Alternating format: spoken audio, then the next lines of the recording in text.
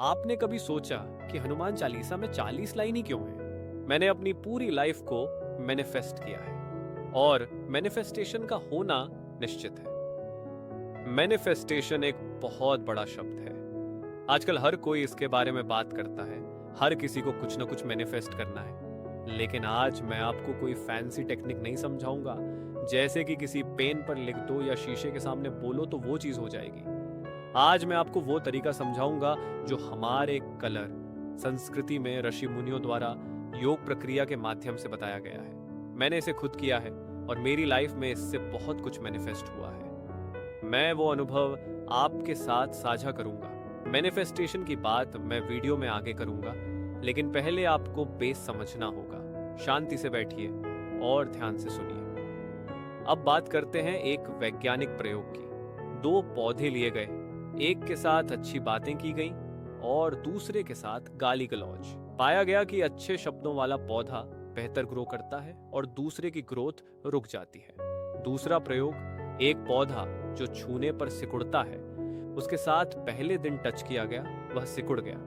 2 दिन तक उससे अच्छी बातें की गईं और तीसरे दिन वह सिकुड़ा नहीं। साइंस कहता है कि पौधों के पास मेमोरी होती है। वे 40 दिन तक याद रख सकते हैं। 40 दिन बाद वे सब भूल जाते हैं। अब सोचिए, 40 दिन ही क्यों? हमारे कलर में मंडल होता है 40 दिनों का। यह हमारे न्यूरोलॉजिकल पैटर्न पर असर करता है। इसलिए पेड़ पौधे 40 दिन के बाद भूलते हैं और इसलिए हनुमान चालीसा में 40 लाइनें हैं। हनुमान चालीसा का एक तांत्रिक तरीका होता है।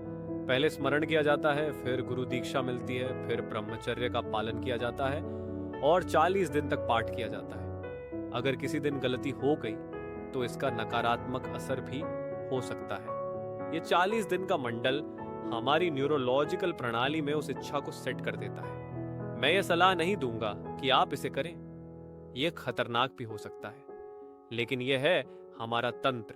कहानी है कि तुलसीदास जी ने हनुमान चालीसा अकबर की जेल में बैठकर लिखी थी। जब उन्होंने 40 दिन तक हनुमान चालीसा का पाठ किया, तब हनुमान जी प्रकट हुए और बंदरों की टोली के साथ आए। अकबर ने तुलसीदास को छोड़ दिया। यह मैनिफेस्टेशन का उदाहरण है। अब मैनिफेस्टेशन की असली बात, सिर्फ सोचने से कुछ नहीं होता। आपको अपने भीतर गहराई से वह इच्छा सेटल करनी होगी। ब्रह्मचर्य का पालन, मन और शरीर का फोकस सब एक दिशा में होना चाहिए। सिर्फ दिमाग में सोचते रहना काफी नहीं। 4 डायमेंशंस, एनर्जी, माइंड, डिजायर और बॉडी, अगर एक दिशा में जाएंगे और 40 दिन तक किसी इच्छा पर केंद्रित रहेंगे तो वो चीज मैनिफेस्ट हो सकती है। कई बार आपने कुछ बचपन में चाहा होता है और आज वो आपकी जिंदगी में हो रहा है। आप भूल जाते हैं कि आपने कभी सोचा था। यह भी मैनिफेस्टेशन है।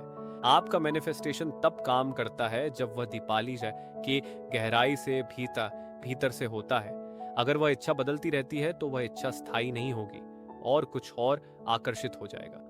अगर आपने 40 दिन तक मन, शरीर और ऊर्जा से किसी चीज को स्मरण में रखा तो वो जरूर प्रकट हो सकती है। शायद तुरंत नहीं, लेकिन मंडल पूरा होने के बाद या महामंडल 13 साल में वो पूरी होगी। साथ ही कर्म भी ध्यान में रखने होंगे। अगर आपने गलत चीज मैनिफेस्ट की तो वो आपके अगले कर्मों में स्टोर हो जाएगा और उसका उल्टा असर आएगा। जब आप साधना करते हैं तब कर्म उतना असर नहीं करते, इसलिए मैनिफेस्टेशन आसान हो जाता है। मैंने अपनी पूरी लाइफ मैनिफेस्टेशन से बनाई है। मैं प्रूफ नहीं दे सकता, लेकिन ईमानदारी से कहता हूं कि यह प्रोसेस सच है। यह पूरा योगी प्रोसेस है। इसी वजह से हनुमान चालीसा में 40 लाइनें होती हैं। भगवान राम का 14 साल का वनवास, महाभारत में वनवास, ये सब महामंडल का हिस्सा है। अगर आपने 40 दिन तक कोई धागा पहना है तो 40 दिन बाद उसे उतार देना चाहिए, क्योंकि वो भी प्लांट से बना है और उसकी ऊर्जा 40 दिन बाद चली जाती है। अब मैं इस चीज को खुद अनुभव कर रहा हूँ, संयम से, साधना से। और अब मैं ये बात आपसे साझा कर रहा हूँ ताकि आप भी इसे समझें और आगे लोगों को समझा सकें। ये कोई साइंस नहीं है, परंतु अनुभव से बड़ा कोई विज्ञान नहीं। अगर आप यहाँ तक सुन रहे हैं तो नीचे कमेंट करें और बताएं कि आपको कैसा लगा। नमस्कार। ब्लेसिंग।